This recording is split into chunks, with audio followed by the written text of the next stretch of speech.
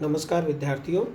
पूर्व की कक्षाओं में आपको मेरे द्वारा मम्मट द्वारा विरचित काव्य प्रकाश के प्रथम उल्लास के अध्यापन का कार्य करवाया गया।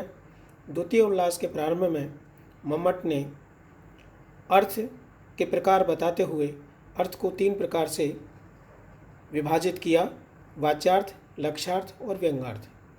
और इन 3 प्रकार के अर्थों को 3 प्रकार के शब्द जो अभिव्यक्त करते हैं वो हैं क्रमशः वाचक, लाक्षणिक और व्यंजक। इसी क्रम में द्वितीय उल्लास के प्रारंभ में जब मम्मट द्वारा अर्थों का उल्लेख कर दिया गया था, तत्पश्चात उसी क्रम में उन्होंने तात्पर्य अर्थ को भी एक चतुर्थ अर्थ बता करके उसका भी उल्लेख किया है और तात्पर्य अर्थ को मानने वाले मीमांसक आदि आचार्य हैं। तत्पश्चात जो वाच्यार्थ है उसको किस प्रकार से अभिव्यक्त किया जाता है, उस क्रम में पूर्व के कालांश में आपको बता दिया गया था कि साक्षात संकेतितम यो अर्थम अभिधत्ते से वाचक है। जो साक्षात अर्थ को, जो संकेतित अर्थ को धारण करता है वही वाचक शब्द है। ये वाचक शब्द की बात बताई थी कि इस प्रकार का एक वाचक शब्द होता है जिसमें संकेत ग्रह हो सकता है, जिसमें संकेत ग्रह किया जा चुका हो, वह वाचक शब्द जिस अर्थ को बताता है वही अर्थ साक्षात अर्थ होता है, वही अर्थ संकेतित अर्थ होता है। अब जब साक्षात और संकेतित अर्थ का उल्लेख कर दिया गया था, तत्पश्चात अब हमारे समक्ष ये अभिधा की परिभाषा आई है और इस अभिधा की परिभाषा को समझने के लिए हमको उस साक्षात और संकेतित अर्थ को ही ध्यान में रखना पड़ेगा। देखिए, इसकी परिभाषा है मम्मट की अभिधा की। स मुख्यो अर्थः तत्र मुख्यो व्यापारो अस्याभिधोच्यते।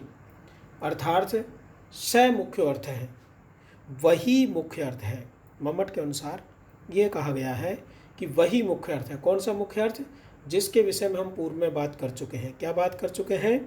कि संकेतित और साक्षात, अर्थात जो साक्षात और संकेतित अर्थ है वही, वह जो सर्वनाम है यहाँ पर, स जो सर्वनाम है यहाँ पर, ये किसके लिए आया है कि पूर्व में जिसका उल्लेख कर चुके हैं, अर्थात साक्षात संकेतित जो अर्थ है वही अर्थ मुख्य है।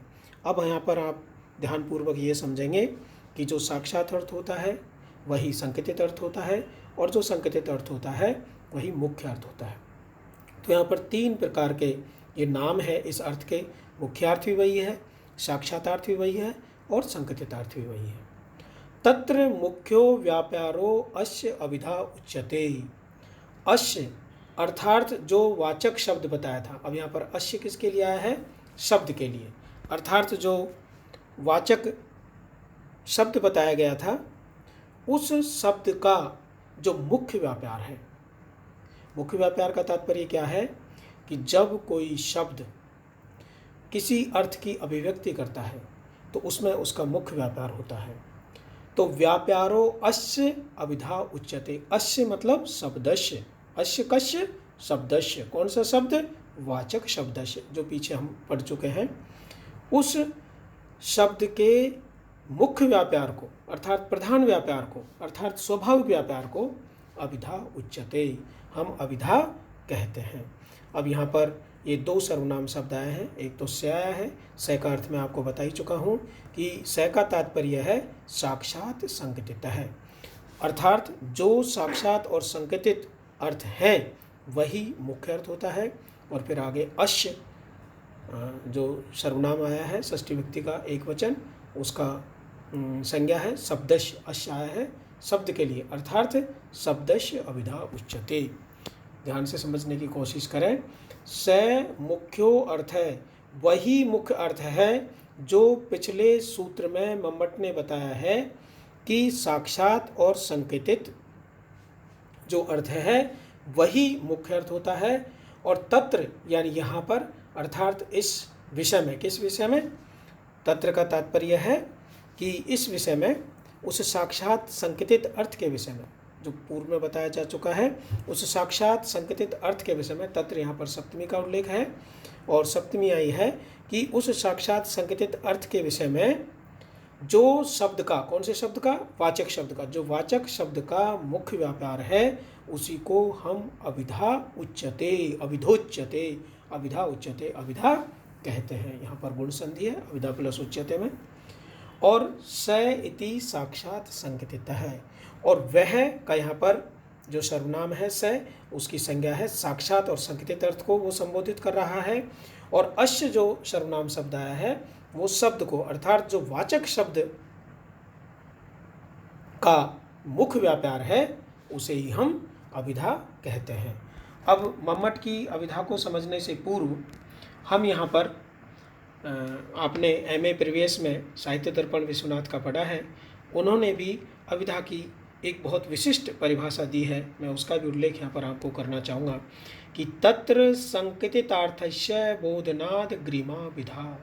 तत्र यानी वहाँ पर, कहाँ पर, वहाँ पर उस व्यापार में, उस संकेत ग्रहण के व्यापार में संकेतित अर्थ का बोधन कराने से, संकेतित अर्थ का ज्ञान कराने से, शब्द शक्तियों के उस प्रकरण में, शब्द शक्तियों के अर्थ की अभिव्यक्ति के प्रकरण में संकेतित अर्थ का बोध कराने से, बोधनात्म पंचव्यक्ति है, बोध कराने से अग्रिमा अभिधा, अभिधा जो है वो प्रथम शक्ति है और अभिधा को स्वाभाविक शक्ति माना गया है, अभिधा को ईश्वर प्रदत्त शक्ति माना गया है।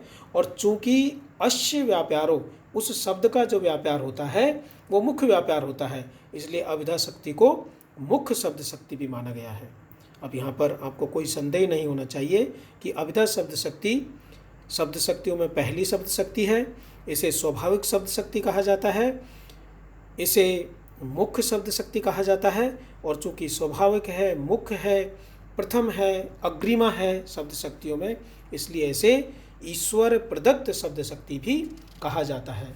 और इस शब्द शक्ति में शब्द का जो व्यापार है वही शब्द शक्ति का नाम है। तो शब्द का व्यापार क्या होता है, कोई भी शब्द होता है, जैसे मान लीजिए वाचक शब्द है, वह वाचक शब्द हमको वाच्यार्थ की प्रतीति करवाता है, और जिसको अन्य विद्वानों ने, अन्य काव्य शास्त्रियों ने, अन्य साहित्य शास्त्रियों ने वाच्यार्थ कहा है, उसी को मम्मट ने यहाँ पर संकेतित अर्थ कहा है, साक्षात अर्थ कहा है, और इस सूत्र में उन्होंने उसी को मुख्य अर्थ कहा है।